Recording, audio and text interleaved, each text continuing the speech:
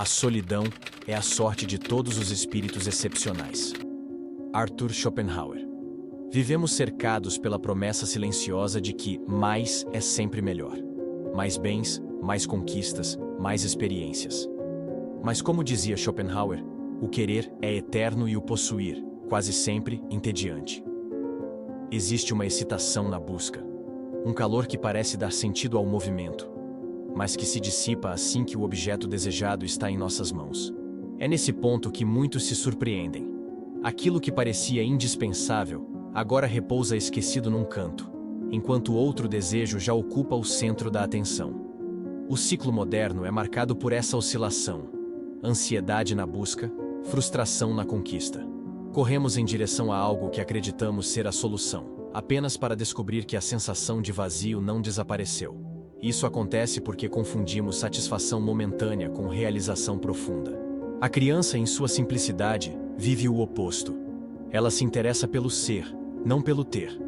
Para ela, a alegria está na experiência viva, no toque, no instante, não no acúmulo. Platão, ao falar da caverna, nos lembrou que passamos boa parte da vida olhando para as sombras e acreditando que são a realidade. As posses são essas sombras. Projetam uma imagem de plenitude, mas não contêm substância suficiente para sustentá-la. E ainda assim, nossa cultura nos ensina a persegui-las como se a felicidade fosse apenas uma função do acúmulo. Não é preciso se afastar do mundo ou abandonar tudo para compreender essa verdade. É no meio da vida real, com suas contas, compromissos e responsabilidades, que podemos desenvolver a lucidez necessária para perceber que o mais nunca bastará se não aprendermos a encontrar sentido no que já temos. A questão não é negar o desejo, mas enxergar além dele, para que não sejamos arrastados por uma ânsia que, no fundo, nunca se sacia. O vazio que se disfarça de ambição. Por trás de muitos dos nossos maiores desejos, existe um silêncio incômodo que evitamos encarar. Não é apenas vontade de conquistar algo, é a tentativa de preencher um espaço interno que não sabemos nomear. A pergunta, por que eu quero tanto isso, raramente recebe uma resposta honesta, porque a verdade é que o que buscamos não está no objeto, mas no que acreditamos que ele trará. Schopenhauer, e mais tarde, Lacan tocaram no mesmo ponto. O desejo nunca é realmente pelo objeto em si, mas pela falta que ele representa. Corremos atrás de bens, status ou experiências como se fossem a peça que falta para completar o quebra-cabeça. Mas quando a conseguimos, percebemos que o espaço continua vazio. Então, rapidamente, escolhemos outra meta para perseguir, e o ciclo recomeça. O adulto que perdeu o brilho da curiosidade da infância acaba tentando compensar essa perda com acúmulo. Compra, conquista, exibe. Mas tudo isso serve apenas para encobrir a ausência de algo mais profundo. A ambição, quando guiada por essa falta, deixa de ser força de crescimento e se torna uma busca ansiosa por algo que nunca se alcança de fato. Se olharmos para trás, veremos quantas coisas já desejamos com intensidade e que hoje mal nos lembramos. Esse é o sinal mais claro de que não era o objeto que queríamos, mas uma sensação que imaginávamos que ele traria. O problema é que, quando vivemos assim, passamos mais tempo correndo atrás de miragens do que vivendo a realidade que já está diante de nós. A falácia da posse como identidade. Vivemos numa era em que ter se tornou sinônimo de ser. Não dizemos apenas o que fazemos ou o que amamos, mas o que possuímos. Como se o valor de uma vida pudesse ser medido pelo tamanho da conta bancária, pela marca do carro ou pelo endereço de onde se mora. É a transformação silenciosa de penso, logo existo, em tenho, logo sou. Essa lógica cria uma armadilha emocional. O ego se apega aos títulos, aos objetos e ao status como se fossem a garantia da própria existência. Mas, como alertava Erich Fromm, o conflito entre o ter e o ser é a raiz de muito do sofrimento moderno. Quando a identidade se constrói sobre o que é externo e mutável, ela se torna frágil. Qualquer perda, mudança ou instabilidade ameaça a base sobre a qual a pessoa se sustenta. O tédio, nesses casos, não é apenas uma falta de coisas para fazer. É um sintoma de que a identidade construída não satisfaz o self autêntico. Você pode ter muito e, ainda assim, sentir que nada lhe pertence de verdade, porque nada disso reflete quem você é no silêncio. quando não há ninguém para assistir ou aplaudir. Desconstruir essa falácia exige lucidez.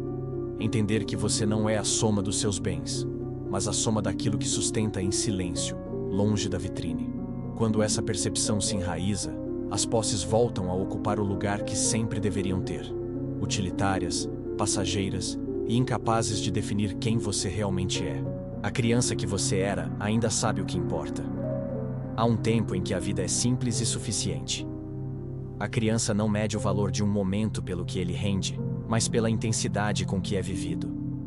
Ela não pensa no amanhã enquanto brinca, nem calcula se algo vale a pena antes de mergulhar nele. Sua riqueza está na experiência, na presença e na curiosidade pura pelo instante.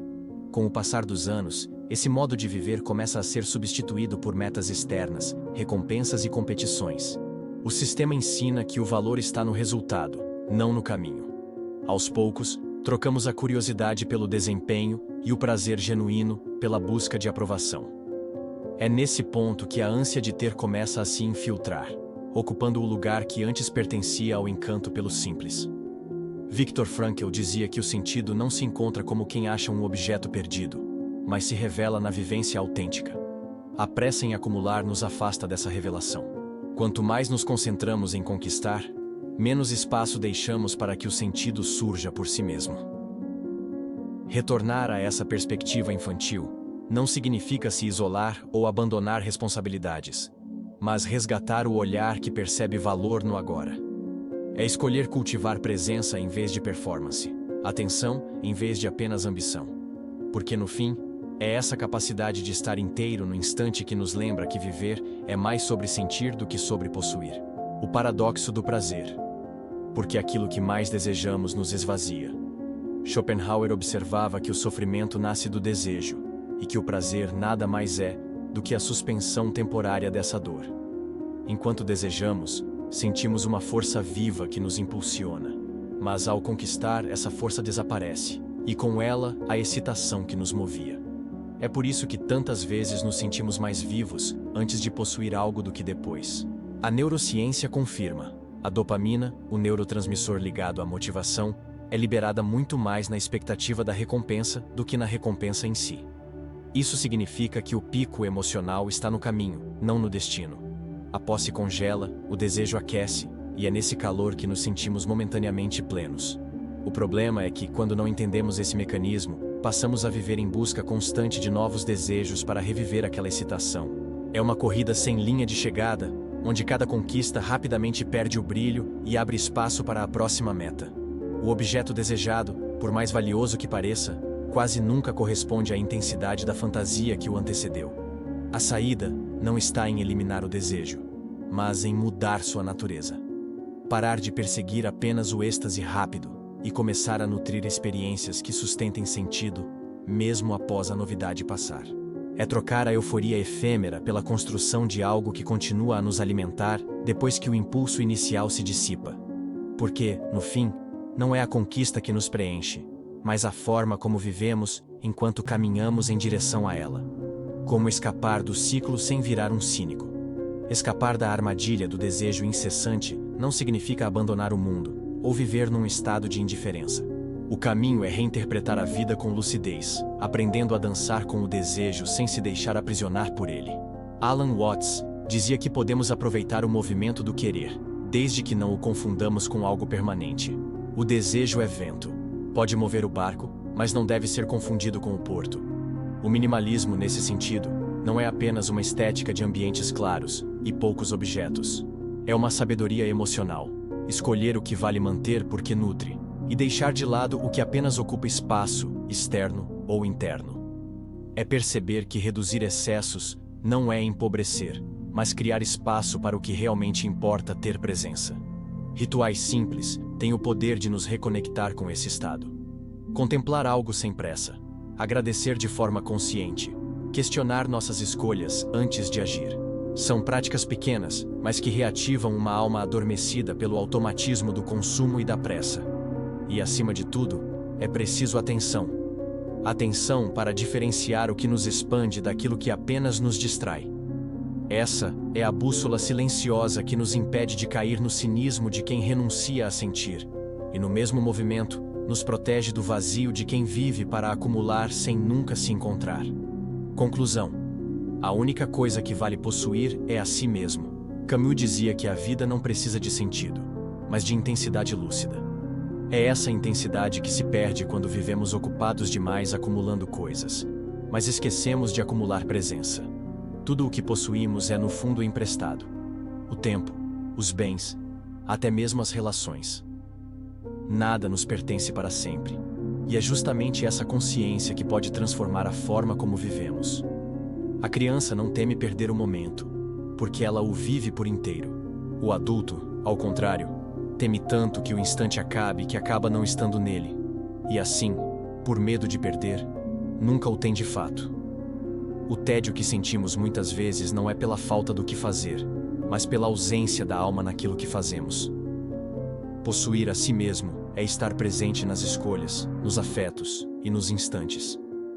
É saber que, quando tudo o mais passar, e tudo passará, você permaneceu fiel ao que é.